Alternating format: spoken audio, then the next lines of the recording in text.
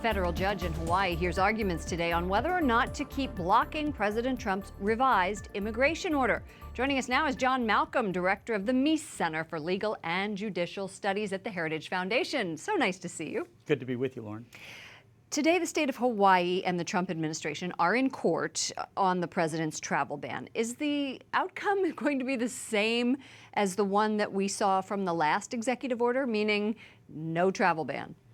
Yeah, look, I think that's right. So this is an Obama-appointed Judge, Derek Watson, who, after the revised executive order came out, said that there was a nationwide injunction to prevent it from going into effect. The Trump administration has asked the judge to limit the scope of that order to just Hawaii, but I don't expect that Judge Watson will change his ruling in any way, shape, or form. Explain to me why someone in Hawaii, a judge sitting in Hawaii, can make law for the entire country. Well, they do. They say that it's important that there be uniformity in the enforcement of our immigration laws. They believe that their ruling applies to throw out the entire executive order if he believes it's a violation of the Establishment Clause, violates the constitutional rights of these people who seek to enter into our country. But the Supreme Court would certainly help a lot if they were to give some better direction as to when a nationwide injunction is appropriate.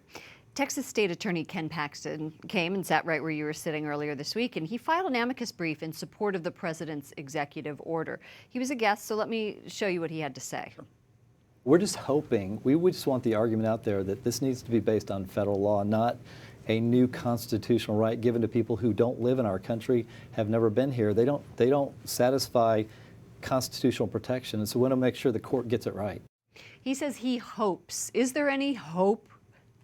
Sure. Look, there are going to be cases filed all around the country, and they're going to wend their way through the courts. So a Maryland judge issued a similar ruling to the judge in Hawaii. A Virginia judge has come out the other way, and General Paxson has filed a brief joined by 11 other states, plus the governor of Mississippi, supporting the Trump administration. That's been filed in the Fourth Circuit Court of Appeals. So all of these cases are going to bubble their way up, and eventually they'll reach the Supreme Court. Okay. E&E News is a news organization focused on energy and the environment. It reports that Interior Secretary Ryan Zinke said the border wall, we're switching now, a little immigration issue here, may have to be built in Mexico because of the Rio Grande and may not be as grand as President Trump describes. Now, Zinke's comments highlight the physical difficulties of building a wall along the border. What other challenges do you see? Oh, look, so President Trump is attacking the immigration problem on a whole variety of fronts. Building the wall is one. Attorney General Sessions' announcement about federal funds for sanctuary cities is another. I don't know about the difficulties of building a wall. I'm not an engineer, but I do expect that there are liberal activist groups that are going to come up with very creative ways to challenge all of these things in federal court. Okay, thank you so much. John Malcolm, Meese Center for Legal and Judicial Studies at the Heritage Foundation. Yeah.